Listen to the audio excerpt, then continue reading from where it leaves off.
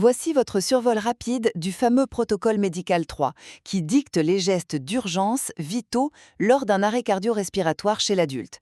Vous savez, un arrêt cardiaque, ça frappe souvent sans prévenir. Mais appliquer tout de suite la RCR avec un défibrillateur peut littéralement doubler, voire tripler les chances de survie de la victime. Premièrement, on parle de l'évaluation et de l'alerte. Dès que c'est sécuritaire, si la personne est inconsciente et qu'elle ne respire pas normalement, avec de forts halètements par exemple, la priorité absolue, c'est d'appeler les secours tout de suite et de demander qu'on vous amène un DEA, le fameux défibrillateur. Deuxièmement, la RCR de haute qualité. On n'attend pas, on plonge direct dans la règle d'or du 30 pour 2. C'est-à-dire qu'on enchaîne 30 compressions thoraciques fermes et vraiment rapides, et ensuite on donne 2 insufflations d'1 seconde pour bien oxygéner. Faut surtout garder le rythme bœuf. Finalement, l'utilisation du DEA. Dès que l'appareil arrive, boum, on l'allume immédiatement. On place les électrodes sur le thorax nu de la victime, on laisse la machine analyser tout ça et on administre le choc si elle nous le dit. Tout ça avant de reprendre les compressions sans perdre une seule seconde. Bref, en situation d'arrêt cardiaque, le temps est vraiment votre pire ennemi. Et enchaîner hyper rapidement l'alerte, les compressions et la défibrillation, c'est définitivement votre meilleure arme. Alors pour découvrir tous les détails vitaux de ce protocole et bien vous préparer à agir en cas d'urgence, restez avec nous, l'épisode complet sur le sujet commence à l'instant. Bienvenue tout le monde à cette nouvelle plongée analytique. Aujourd'hui, on s'attaque à un document qui est littéralement une question de vie ou de mort. Ouais, salut, c'est exactement ça. On est sur un sujet super sérieux, mais tellement essentiel. Absolument. L'objectif de notre mission d'aujourd'hui, c'est d'extraire les pépites d'une source très spécifique. C'est la 9e édition du manuel de secourisme en milieu de travail. Publié par la CNSST en 2022, c'est bien ça? C'est ça, la fameuse commission des normes, de l'équité, de la santé et de la sécurité du travail au Québec. Et on va décortiquer précisément le chapitre 3 et le protocole médical 3. Le segment qui traite de l'arrêt cardio-respiratoire chez l'adulte et de l'utilisation du DEA. Le défibrillateur externe automatique. Mais avant de plonger dans la mécanique pure des gestes, il y a une statistique dans ce document qui m'a frappé de plein fouet. Ah oui, je vois très bien de laquelle tu parles. C'est glaçant. Sans défibrillation, l'efficacité de la réanimation diminue de 7 à 10% par minute.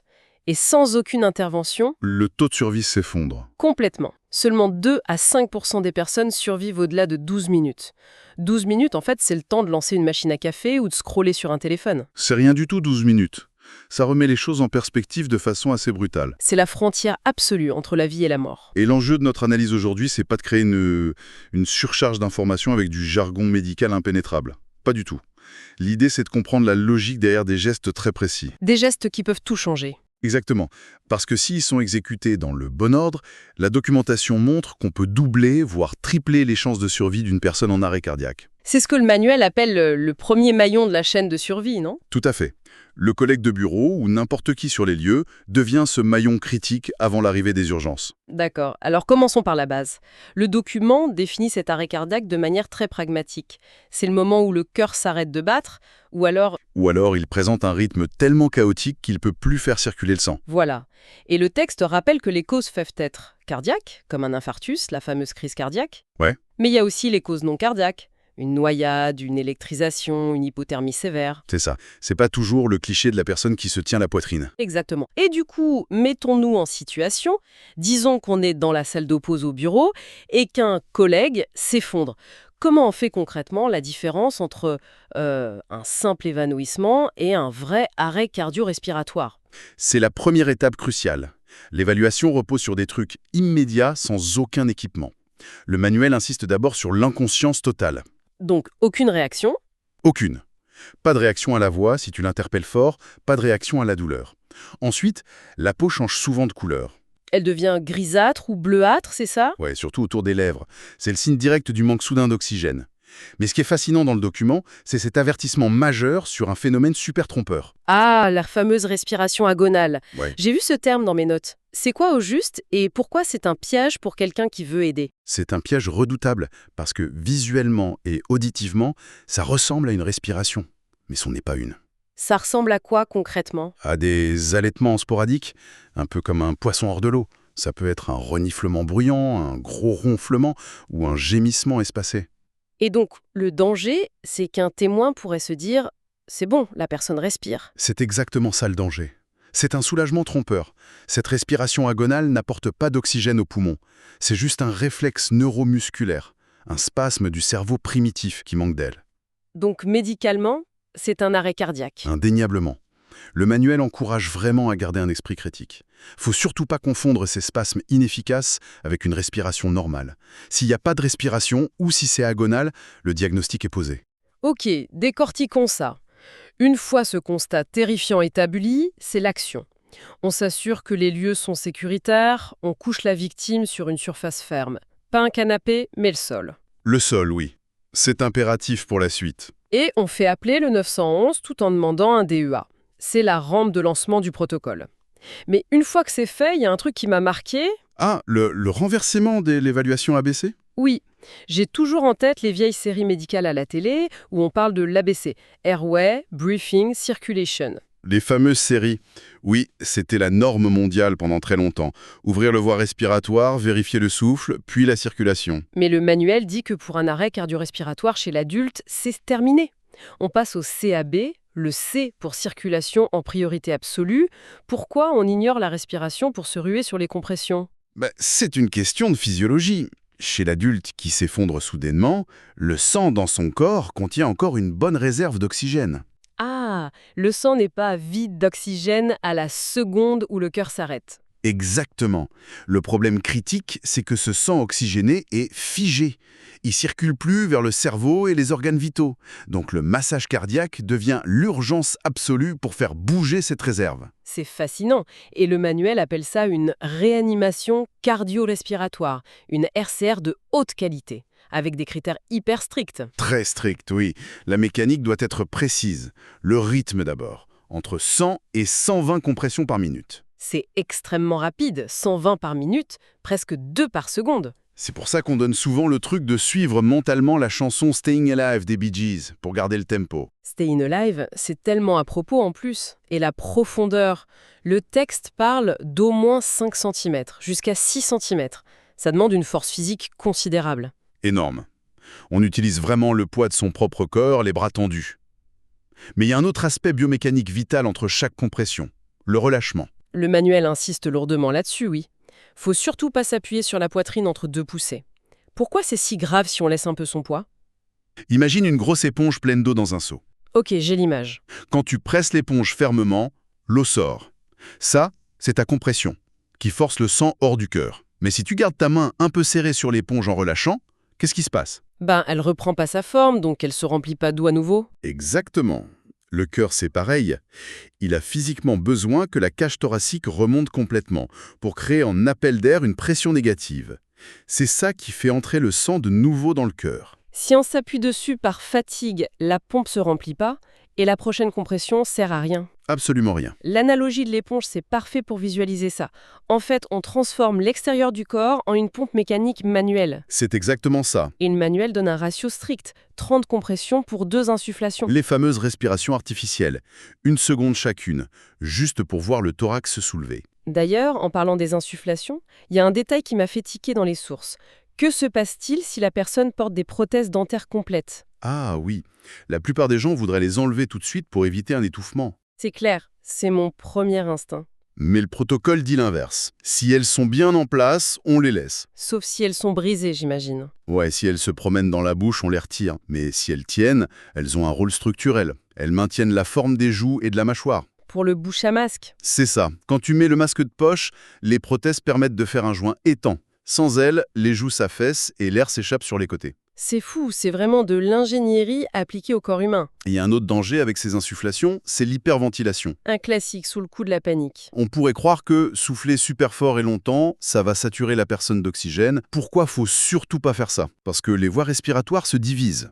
T'as la trachée qui va au poumon et l'œsophage juste derrière qui va à l'estomac. Si tu souffles trop fort, l'air contourne les poumons et file dans l'estomac. Ce qu'on appelle la distension gastrique. Ouais, l'estomac gonfle comme un ballon. Et la conséquence directe d'un estomac plein d'air sous pression, C'est les vomissements. immédiat. Et gérer des vomissures chez une personne inconsciente couchée sur le dos, c'est une catastrophe, ça obstrue tout. Donc, règle d'or, 1 seconde par insufflation et on arrête dès que la poitrine lève. Ok, c'est très clair. Mais là, ça devient vraiment intéressant. Le manuel prévoit une exception majeure pour ouvrir les voies respiratoires, justement avant ces insufflations. Dans un contexte de traumatisme, tu veux dire? Oui, imaginons un contexte industriel. Un collègue tombe d'une échelle dans l'entrepôt, choc violent et arrêt cardiaque. On nous dit toujours de jamais bouger le cou s'il y a un risque pour la colonne vertébrale. C'est la hantise de tout secouriste. Alors comment on fait pour dégager la gorge sans basculer la tête vers l'arrière? Le protocole s'adapte très bien à ça. Ils utilisent une technique qui s'appelle la subluxation de la mâchoire. Ça a l'air technique comme nom. Un peu, mais le geste est simple. Au lieu de toucher le front ou le cou, on se place à la tête de la victime. On pose les doigts derrière les angles de la mâchoire, de chaque côté, et on pousse fermement la mâchoire vers l'avant et vers le haut. Donc la tête bouge pas d'1 millimètre sur le sol. Rien ne bouge, sauf la mâchoire inférieure qui avance, et ça suffit pour décoller la langue du fond de la gorge et laisser passer l'air. Brillant. Toute cette chorégraphie manuelle, ça nous maintient en attendant l'outil ultime, le DEA. Le fameux défibrillateur externe automatique, c'est l'aboutissement de la course contre la montre. Si on revient sur le terme défibrillation, c'est quoi la fibrillation à la base? C'est le chaos électrique. Le cœur a son propre système électrique. En cas d'effondrement chez l'adulte, c'est très souvent une fibrillation ventriculaire. C'est-à-dire? Les fibres musculaires du cœur reçoivent des signaux complètement désordonnés. Au lieu de se contracter tout ensemble pour pomper, le muscle frémit super vite. Le manuel compare ça presque à un sac de verre de terre qui bouge. C'est une image assez frappante. Moi, j'aime bien utiliser une analogie informatique pour ça. Vas-y, je t'écoute. C'est comme un ordinateur qui bug totalement. L'écran fige, la souris répond plus, les ventilateurs tournent à fond, mais la machine fait plus rien d'utile. C'est une excellente image. Et contrairement à Hollywood, où on voit un tracé plat sur le moniteur et paf, on choque et le patient ressuscite. Ah oui, le grand classique des films d'action. La réalité, c'est que le choc du DEA ne redémarre pas un cœur arrêté comme on booste une batterie de voiture vide. Non, ça marche pas comme ça.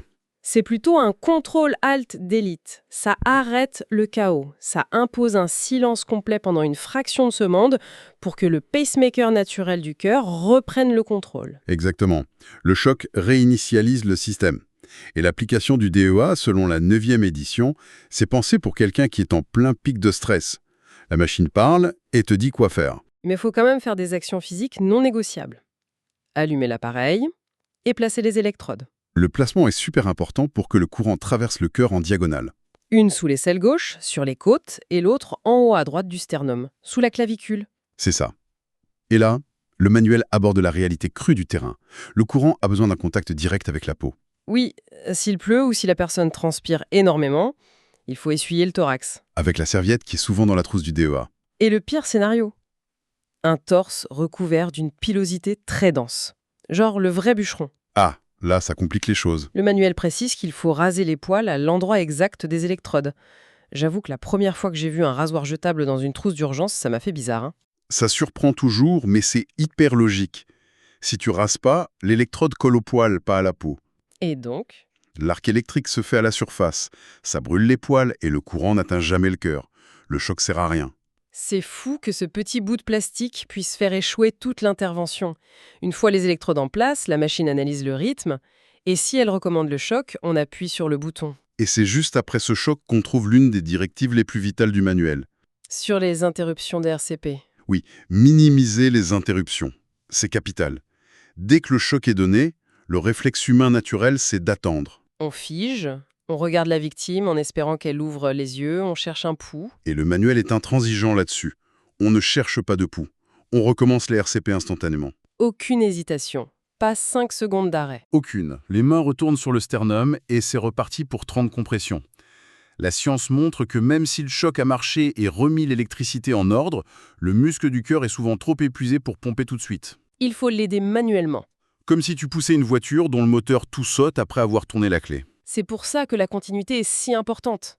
Et le manuel recommande même d'alterner les secouristes toutes les 2 minutes. Environ au moment où le DEA refait une analyse, oui, parce que faire 5 cm de profondeur, ça épuise super vite. Un secouriste fatigué, ses compressions deviennent inefficaces. Et le changement entre 2 personnes doit se faire en moins de 10 secondes. Un vrai balai d'urgence. C'est de la haute chorégraphie, tu vois. Alors, quand on prend un peu de recul sur tout ça, qu'est-ce que ça signifie au final? Ça nous montre que la chaîne de survie, c'est l'alliance parfaite entre la biomécanique humaine et la technologie. RCR de haute qualité, plus un DEA rapide. C'est ça.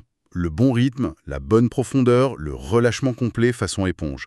Avec le défibrillateur dans les toutes premières minutes, c'est ce qui transforme un pronostic fatal en une vraie chance de survie. Et c'est un pouvoir accessible à tous. Ça enlève un peu ce sentiment d'impuissance. Complètement. N'importe qui, après s'être familiarisé avec ça, peut devenir ce maillon indispensable. Mais, avant de terminer cette exploration, il y a un aspect dans les premières pages du document de la CNEST qui est assez profond. On vient de parler de mécanique physique pendant un bon moment. De la survie du corps, oui. Voilà, les mains, le sternum, le ratio 30:2. Mais le manuel aborde aussi un chapitre beaucoup plus sombre, la dimension psychologique. La gestion du stress d'intervention. C'est vrai que c'est souvent oublié. Il parle de l'effet tunnel qui s'empare de celui qui fait les compressions. La perte de vision périphérique. Le monde autour disparaît. Il ne reste que la victime. Et cette distorsion du temps. Les fameuses 5 minutes en attendant l'ambulance qui paraissent durer 3 heures. Exactement. Mais la vraie question, c'est et si que se passe-t-il après? Une fois que la machine est éteinte. Oui, l'ambulance part avec les gyrophares et d'un coup l'adrénaline retombe. La salle de pause redevient silencieuse. Que se passe-t-il dans la tête de ce secouriste improvisé? Le manuel évoque le stress post-traumatique, l'insomnie, l'anxiété. Cette remise en question obsessionnelle, est-ce que j'ai appuyé assez fort? Est-ce que j'ai fait le choc assez vite? C'est une cicatrice complètement invisible. Le contre-coup psychologique sur les épaules de ces héros ordinaires, c'est une dimension du sauvetage qu'on laisse en réflexion aujourd'hui pour ceux qui nous écoutent. Ça rappelle que sauver une vie, ça laisse une trace indélébile sur la sienne. C'est une excellente réflexion pour conclure. Merci d'avoir partagé tout ça avec moi. C'est toujours un privilège de déconstruire ces sources complexes. On se donne rendez-vous très vite pour une prochaine plongée analytique. Les informations présentées dans cet épisode sont offertes à titre informatif et pédagogique seulement. Ce balado ne remplace pas une formation officielle en secourisme en milieu de travail, reconnue par les autorités compétentes. Pour obtenir une certification valide, il est essentiel de suivre un cours accrédité auprès d'un organisme reconnu.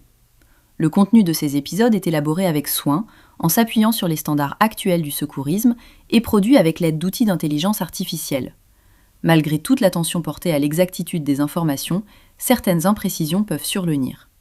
Ce balado ne constitue pas un document officiel reconnu par la CNESST ni par des organisations telles que Cœur et AVC, la Croix-Rouge ou toute autre autorité réglementaire. Notre objectif est simple, vous aider à réfléchir, réviser et approfondir vos connaissances en secourisme dans un format accessible et complémentaire à votre formation. Merci d'être à l'écoute et surtout, continuez à vous former.